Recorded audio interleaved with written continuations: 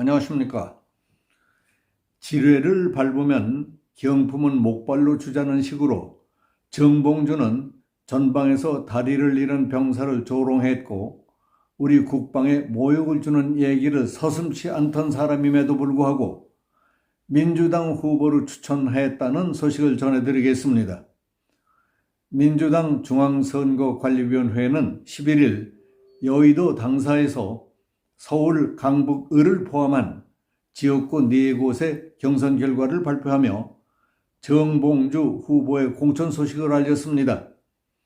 비명계 현역 박용진 의원은 이 경선에서 현역 의정활동평가 하위 10%라는 이유로 경선 득표율 30% 삭감 페널티를 받았고 정봉주 전 의원에게 지역구 후보 자리를 내줬습니다.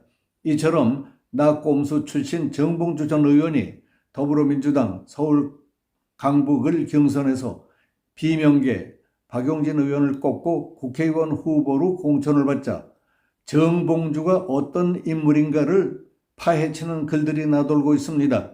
그의 품격과 수준을 유권자들에게 또렷이 확인이라도 시켜주겠다는 듯이 지난 2017년 그가 했던 발언이 도마 위에 올라 SNS를 통해 걷잡을 수 없이 퍼져나가고 있습니다.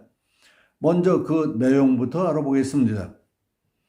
2015년 8월 초 경기도 파주 DMZ에서 북한이 설치해 놓은 목함 지뢰를 밟고 우리 국군 장병이 다리를 잃는 참사가 벌어졌습니다. 그런데 정 전 의원은 2017년 6월 14일 자신이 운영하는 유튜브 채널에서 문제의 사건을 조롱하듯이 놀림감처럼 발언해서 물의를 일으킨 일이 있었습니다. 김창수 당시 코리아연구원장, 문재인 정부 때는 국가안보실 통일정책비서관이었던 김창수 씨가 평창 동계올림픽이 곧 있으니 마식령 스키장에서 금강산, DMZ 공포투어, 설악산, 평창을 잇는 복합 국제관광단지를 만들면 좋을 것이라는 주장을 하자 정봉주 전 의원이 잽싸게 끼어들어 내뱉은 말이 크게 문제가 됐던 일이 있었습니다. DMZ에 멋진 거 있지 않아요? 발목질에 하하하. DMZ에 들어가서 경품을 내는 거야 하하하. 발목질에 밟는 사람들한테 경품으로 목발 하나씩 주자는 것이라고 말한 것이 문제가 됐던 겁니다. 12일 이 발언이 다시 조명됐고 온라인에서는 비판이 쏟아졌습니다. 특히 정봉수 씨가 2015년 8월 4일 경기도 파주에서 발생한 비극적인 사고를 희화화한 것 아니냐 하는 의심도 나왔습니다. 당시 육군 제1보병사단 소속이던 하재헌 한사는 DMZ 순찰 도중 북한이 매설한 목함 지뢰를 밟아 다리를 잃었습니다. 함께 순찰을 하던 김정원 하사는 하하사를 부축하고 부대로 복귀하던 도중 또 다른 목함 지뢰를 밟아 다리를 잃었습니다. 이 얼마나 끔찍한 사건이었습니까? 더욱이 민주당에서는 참사 일주일 뒤 문재인 당시 새정치민주연합 대표가 했던 말도 논란이 됐습니다. 그때 문재인은 다리가 절단된 채 국군 수도병원에 누워있는 김 하사를 찾아가 웃는 얼굴로 짜장면 한 그릇 먹고 싶다든지 그런 소망이 없어요 라고 말했습니다. 이런 상황은 대통령 문재인 그의 공감 능력이 있느냐 하는 등의 제목을 붙인 영상이나 사진으로 제작돼 온라인에서 퍼졌고 많은 이들의 비판을 받았습니다. 정봉수가 깔깔대며 목발 경품 발언을 한 유튜브 영상과 문재인이 다리가 절단돼 누워있는 병사를 찾아가 웃는 얼굴로 짜장면 한 그릇 먹고 싶다든지 그런 소망을 없느냐고 물었다는 것은 한국 사람들의 통상적인 정서와 시츄에이션과는 전혀 다른 놀림이요 조롱으로 느껴져서 모욕으로 받아들여질 따름입니다. 이에 대해 박정하 국민의힘 수석 대변인은 논평을 내고 민주당 정봉주 후보의 막말과 욕설이 화수분처럼 터져나오고 있다고 주장했습니다.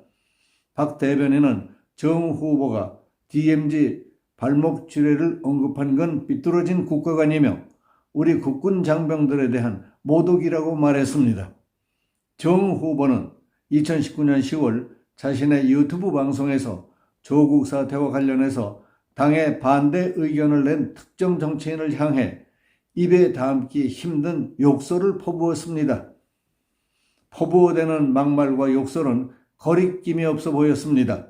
정 후보는 과거 유튜브 콘텐츠를 전부 삭제한 상태라고 하는데 그런다고 해서 국민들의 기억에서까지 삭제될 수는 없는 것이라고 말했습니다. 정 전 의원은 13일 소셜미디어에 과거 목발 경품 발언 직후 당사자께 직접 유선상으로 사과드리고 관련 영상 등을 즉시 삭제했다. 그때나 지금이나 같은 마음으로 과거 제 발언에 대해 정중히 사과드린다고 밝혔습니다. 또 한 가지만 말씀드리겠습니다. 총선에 비례대표로 출마하는 조국 혁신당 대표 조국이 소위 한동훈 특검법을 발의하겠다고 밝힌 것과 관련해 12일 진중권 광운대 교수는 악에 바친 것 같다. 마지막 단말마저 비명을 지르는 것 같다고 말했습니다. 진 교수는 CBS 라디오에서 정당이라는 게 서민을 위해서 무엇을 할 건가, 개혁을 위해서는 뭘 할 것인가 이런 걸 설명하는 것이 아니라 한동훈 특검법을 하겠다, 윤석열 정권을 타도하겠다, 심지어 탄핵하겠다 이런 거나 하는 것이 옳으냐고 물었습니다. 그러면서 원한에 가득 차서 그 원한에 가득 찬 소리를 공약으로 던지고 있는데 좀 안쓰럽다는 생각이 든다고 했습니다.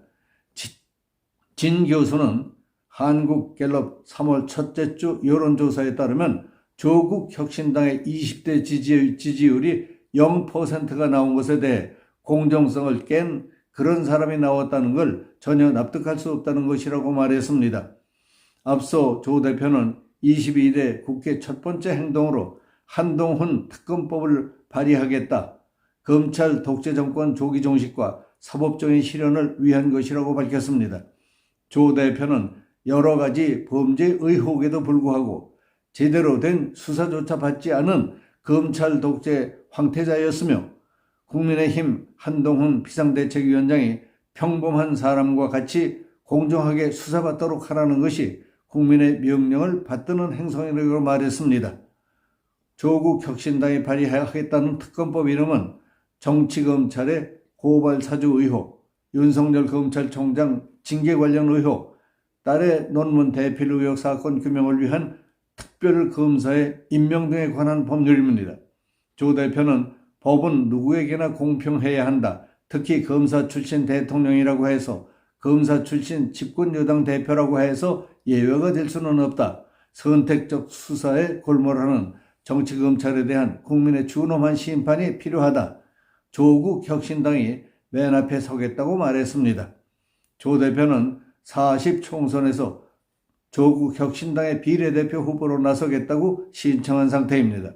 조 대표는 자녀 입시 비리와 청와대 감찰 무마 등 혐의로 2심에서 징역 2년 실형을 선고받았습니다. 총선에서 국회에 입성해도 대법원에서 형이 확정된다면 조 대표는 의원직을 잃게 돼 있습니다. 조 대표는 유죄 확정 판결이 나오면 어떻게 하겠느냐는 기자 질문에 대법원 판결이 언제 어떻게 날지 모르나 그 순간까지 나는 지구가 내일 멸망해도 사과나무를 심는다는 마음으로 일할 것이라고 말했습니다. 여기서 마치겠습니다. 감사합니다.